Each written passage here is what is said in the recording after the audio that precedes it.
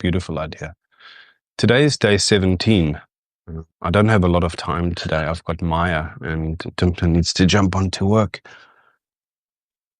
I had no idea what I wanted to say today, but I know that I've been building a sort of momentum in my work and some sort of momentum on here. And I know that the time is coming to an end. Secretly inside myself, I feel it must be irritating for people to receive daily emails in their inbox. And people have started unfollowing, they've started unfollowing my account. Yeah, I guess that's always going to happen. It's, we have no real idea I have no real idea of the human beings that I'm connecting with or communicating with. I'd love to. But the truth is I don't. So I'm just like looking through this veil at this digital mask of numbers on a screen. And this tells me now whether people are liking my jam or not. And man, doesn't that just happen in life? Doesn't that just happen in life? David White calls it, he phrases it as the road seen and then not seen. We're heading towards somewhere that we assumedly find is meaningful or is meaningful to us. And then we have signs that we're heading in the right direction, and then suddenly the signs disappear. And we're left for these, what he calls these necessary intervals where the world doesn't confirm for you that you're heading in the right direction. You kind of have to close your eyes and walk in the dark, or you have to encounter these moments. And I think those moments on any journey are necessary. Sacred doubt, I call it. Sacred doubt. You have to ask yourself, and have only yourself for that counsel and search only inside of yourself for those answers. And the question is, am I going the right way? Am I doing the right thing? Good morning, Jen. I'm talking about this phenomenon of following any journey or path without the confirmation back from the world that you're going in the right direction or you're doing the right thing. And the older you get, the more you start becoming aware of a sense of your sense of mortality. The deeper into a project, the deeper into a meal you're cooking, the deeper into anything, a marriage, you start realizing, oh shit, this is it. This is the person I'm becoming. This is the reality that I'm shaping. And our doubts come in, our sacred doubt comes in where we don't know that we're actually good leaders for ourselves. We don't know that we chose well. And it's so interesting that today is day 17, and I do a lot of work with tarot, the major arcana specifically. And the 17th card in the tarot is the star. So wonderful. So wonderful. If you knew what it was, you would understand why I've got a little smile on my face. Because the star is about it's hidden encoded symbolism and message and pointer and relevance and archetypal meaning is about orientation and navigation and also about Dharma. Dharma is such a poorly understood term, even in circles where they talk about Dharma. So if people are interested, like Hindus, most young Hindus do not understand what Dharma is, and yet it's a common word for them. We don't understand that the Western world actually had a similar word, which meant the same, and it means a few things, and then all of those things as well. It means fate and destiny together. So fate is everything that's true about the world and reality that you inherit from your past self and from the moment that you arrive in the world. So a bird flew past and knocked a leaf off a tree and it landed just there. That cannot be undone or reversed or changed. There was a fork in the road for that leaf and that moment and that bird, and that happened, not something else. And that locking of things in place, that freezing of time and possibility we call fate. That is all that fate is. Fate is just when things are locked as they are. And this is the reality that you have to navigate when you get there. When you go on a long pilgrimage, the road that you're walking wasn't always that way. You were not always that way. There's a fate that arrives in you when you wake up in the morning. This is the reality that I have. I now have a sore knee. Yesterday is gone. I am this thing now today, and I start from here with what I have. And the world around me is frozen in place to a point. There is some wriggle room. There are choices I can still make. There is possibilities that can branch off from here. But there is also a line behind which I can't change any of that. That's fate. And destiny, which sometimes people use the same word for it, destiny comes from a root word which includes star, and it's the star that we are following in the sky. It's the thing that's calling us forward over the horizon. So we could go left or right on the forked path. And there is no such thing as a right way to have gone. When every time we come to a choice, a fork in the road, a place of uncertainty, this is what happens. Yeah, I have this wonderful story that I tell, and it's from watching myself behave. So I was running and trying to get faster and faster in my jogs and my runs. So I was doing like a 5-kilometer run around Lake Manga. And at one point in time, a tree had fallen over, and I suddenly had three choices. I could either go left around the tree and kind of scrape myself along the fence. That has some risk because it's a chicken wire fence. Or I can go closer to the water and I can kind of maybe slip and fall in the mud, or I can try go over this tree, but there's branches and snags in all of them. And now suddenly I'm faced with a choice that I wasn't even thinking about. I was thinking about my heart rate. I was thinking about my pace. I was thinking about my timing splits, how old my shoes were getting, whether I'm getting back. And I'm thinking about all of this deeply important drama in a moment. And then I'm suddenly encountered with an expression, a pronouncement of fate that comes across my path. Now, classic trap for the young players. We look at this and then we make a choice, right? We try and judge which is the right thing to have done. And somewhere secretly inside of us, we carry the story from childhood that says there was a right thing to do and now there's a wrong thing to do. We'd park that. Then I let's say I chose to vault the tree, the trunk that's lying in the way. I have to change my stride. I have to suddenly do something awkward. I may have stridden too fast or stretched something and hurt myself. As it happened, I snagged something on the back of my leg and I kind of pulled my hamstring a little tiny bit. And then I pulled up a little bit sore afterwards and it impacted my time, obviously. And then I got back and I watched myself in this practice that I teach and I call objective subjectivity or subjective objectivity. Now, just meditate on that in your own time. Subjective objectivity. The short version is you basically are yourself is in the room in an assessment of a question or a moment or a situation, but it's not the only voice. And you're very careful that it doesn't speak louder than the other voices, but you're also very careful that it says its whole vulnerable truth, right? Because then you get the full vulnerable take of exactly what's going through your mind.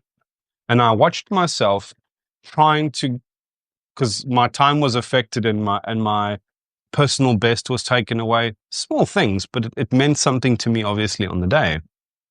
And now I'm sitting with this wonderful teacher called regret. And in a moment of regret, now the uninitiated self in you goes now to look at these forks in the road of our fate and our destiny and says, what should I have done? Because now I've got this negative consequence. Now my leg is sore. Now I won't be able to run as well tomorrow. Now my training is impacted. Excuse me. Now my personal best was taken away. I was doing so well. I lost that whole preparation and all that momentum just in that moment because I tried to vault over the tree instead of shimmying left or squishing in the mud right, telling myself foolishly that there was a right choice between one of those three, not knowing, honestly, not knowing that any one of them represented some form of impingement, danger, risk to my body, some compromise of my time and my pace. But how often do we do that? We make a choice. We decide to live here and not there, or choose this job and not that job, or say yes to this kind of holiday and no to that kind of life experience. And then we're sitting there waiting for a sign from the universe to tell us that what we chose was okay. And more than that, we lack self-ownership because we're uninitiated, so that when something bad happens, we kind of go on ourselves. We turn on ourselves and say, you see, I told you, you shouldn't have done that. And now we make up a story about regret, and we make up a story about how things could have been and how things should have been and how things would have been. It's all a story. It's all a story. It's all a story. And it actually hampers us. We live life in a more cowardly way, more afraid of making choices, more afraid of making mistakes. And it's not as if that there are no consequences to these kinds of choices. You know, I was 12 years in a wrong marriage. I am grateful for the alchemy that it enabled. It was like an alchemical crucible that eventually like woke me up, and I became the man that I am today. And I'm grateful for that kind of karmic intervention. But it wasn't fun, and I wouldn't wish it on an enemy. And it's not something that I'd care to repeat. And I definitely think it was a wrong choice for me on some level, and for a lot of other people that were involved. And so it's not like our choices don't have consequences. They do. But, you know, we're all sitting here praying for guidance and praying for a sign and hoping for this and hoping for that. And the only real sign in our life is the star in the sky that, depending on where we are in our journey, we can sometimes see and we sometimes can't. And it's the moments that we sometimes can't that we have to close our eyes and walk in the dark, so to speak. We have to take our own counsel. And it's those moments are necessary, not because you have to suffer for some divine reason. Those moments are necessary because you have to start learning to trust your own counsel and your own decision making, and start being a little bit more c'est la vie about making mistakes in your life, but also a little bit more eyes wide open about the consequences of making those mistakes. Because the you that you are becoming through that process, a little bit more introspective, a little bit more careful in your choices, a little bit more c'est la vie, because you can't control things, and things will be what they are. And you're never to know that something that's happening now, even if it seems like it's bad fortune, you can never tell the worse luck that your bad luck might be saving you from. And don't we always meet the trouble that we aim to avoid? Don't we exactly engineer it so that we meet it along the road in our effort to avoid it? This always happens, right? And the real invitation in this road seen and then not seen is for you to develop that inner life, you to develop that inner conversation, because it's only through that inner conversation, it's only through that trusting your own heart and loving yourself enough through mistakes and learning to parent and guide and steward yourself along that journey by which you arrive at your own destiny.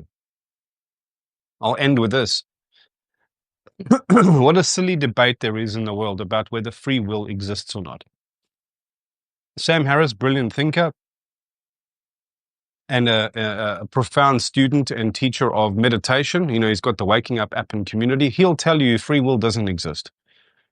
And then there are other people who think consciousness doesn't exist at all, and it's all just a meaningless question. And we're left wondering with this profound implication: does free will exist or not?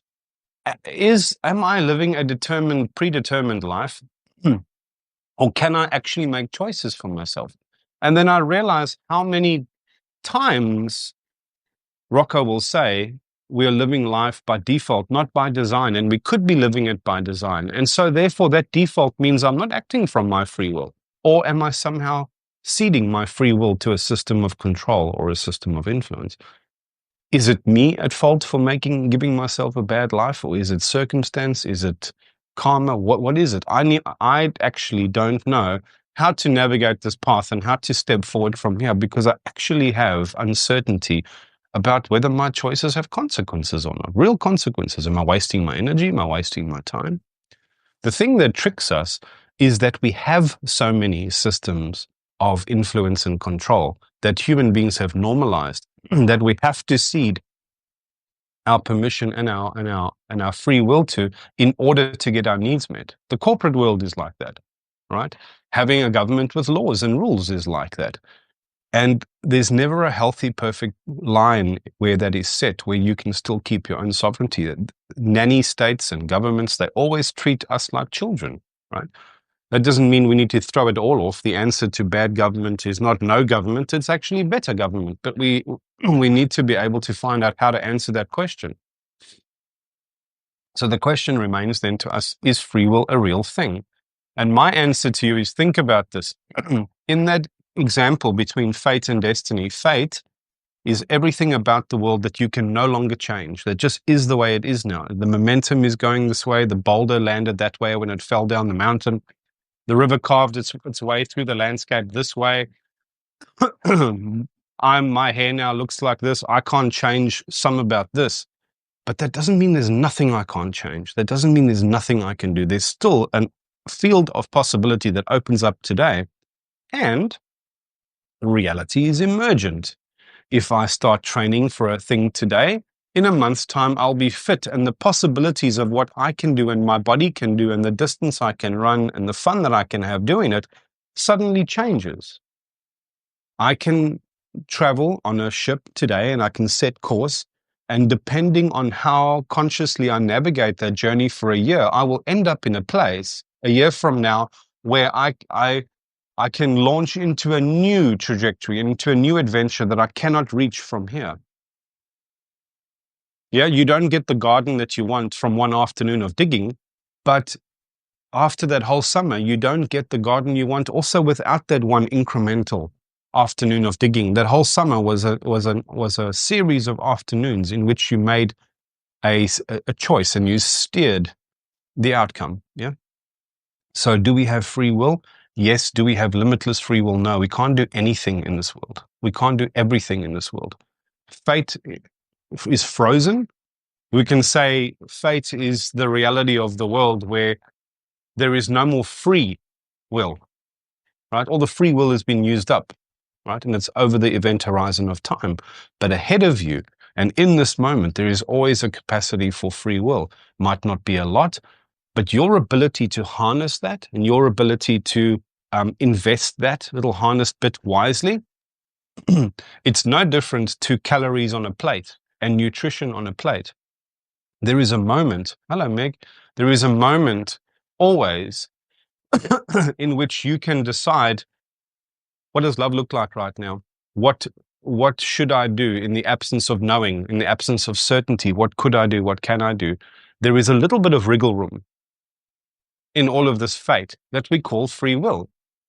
And our job becomes knowing ourselves well enough, silencing all the filters and the jibber jabber and the noise and the psychological rule sets that we import over ourselves from our family, our past mistakes, our children, our stories of regret.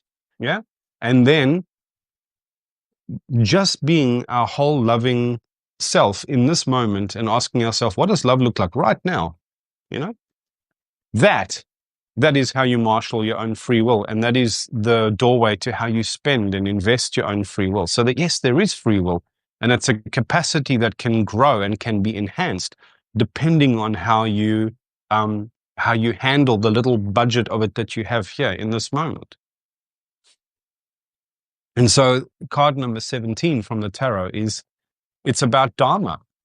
and Dharma is these two things. It's the fate, the reality of the life that you live in every moment unfolding, but also this destiny, what's possible and what's calling you over that horizon, specifically you, which means you need to learn to listen to your own voice. You need to learn to dial out all the other voices and how to balance that combination, because we all still are part of the world. Yeah, we can't just live our own story. And Dharma is about our truth. It's about our sense of purity and alignment of that signal. If that was like some kind of light signal or radio signal that we were following, we would want to dial in clearly. That's purity, right?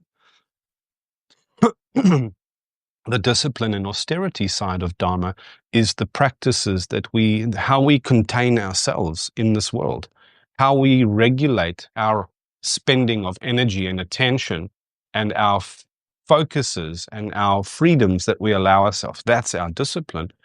And the last one is compassion. Compassion. We're also here to give as much as we are to receive. We're here to help shepherd other people and introduce them to this wisdom of life that we learn along the way. We're here to become the unfolding gift that we came here to share. We're here to become the invitation and the welcome that we were denied by life. Yeah, that's also part of our dharma, because the human race only does this if we do it together, right? There's going to be no prize for someone shooting off into a magic destiny all by themselves. What's the point of that? What is the meaning of that? Right?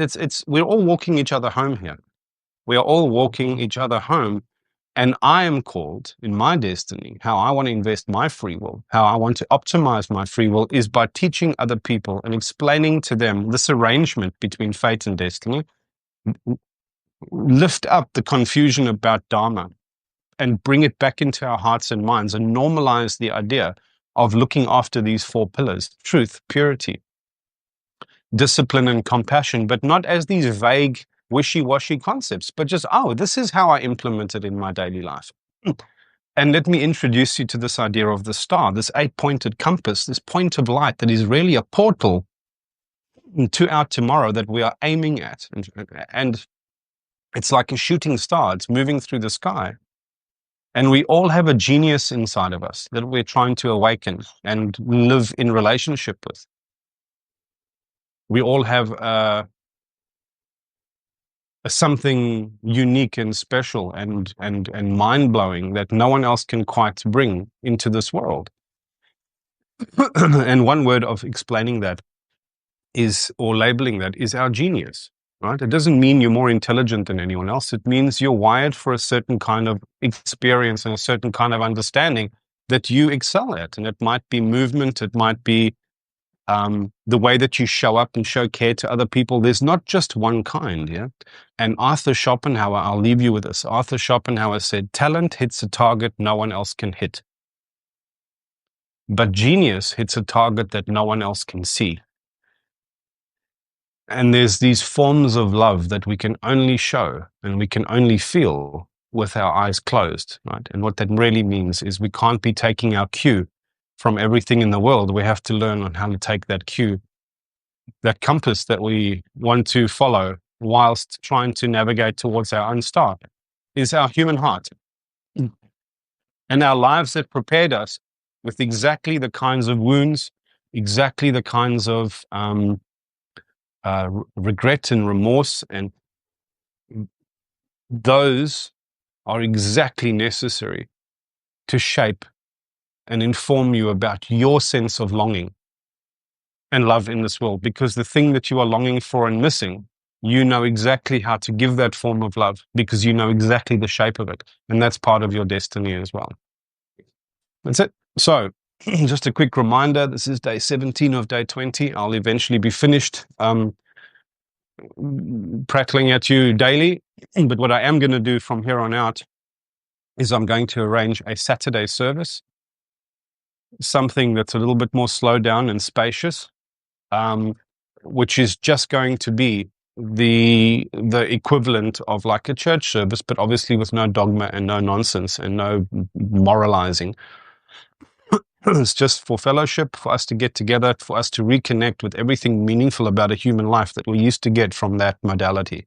And so there's nothing stopping us from creating this modality. We can make it a bit more two-way. I can put it on a Zoom call or something where we can interact and talk and ask questions, and we can do homilies and readings, and we can practice a bit of communal goodwill.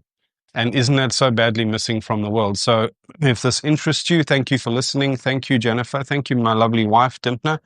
Thank you for Megan for dialing in. And Megan, we're still working out dates to see if we can come and visit you in Canada this year. Flights are madly expensive, and we're going through a a difficult financial spot, and we have been for a while. So that might be complicated, but we want to. That's it, folks. Watch out for the Saturday service coming up. And yeah, that's it. Yeah, we'd love to come. Everyone got really excited when that opportunity or that possibility opened up, Meg. So we'd love to as well.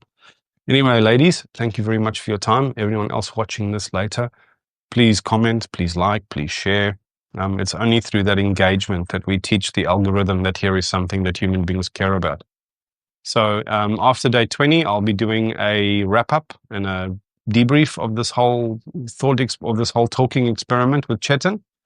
And we'll debrief everybody on what's happening in the A Better Way project and invite everyone to join and come and find out how you can participate and how you can be part of the solution and live a life by design, not by default. So I look forward to seeing you all there. Take care. Bye-bye. Oh, and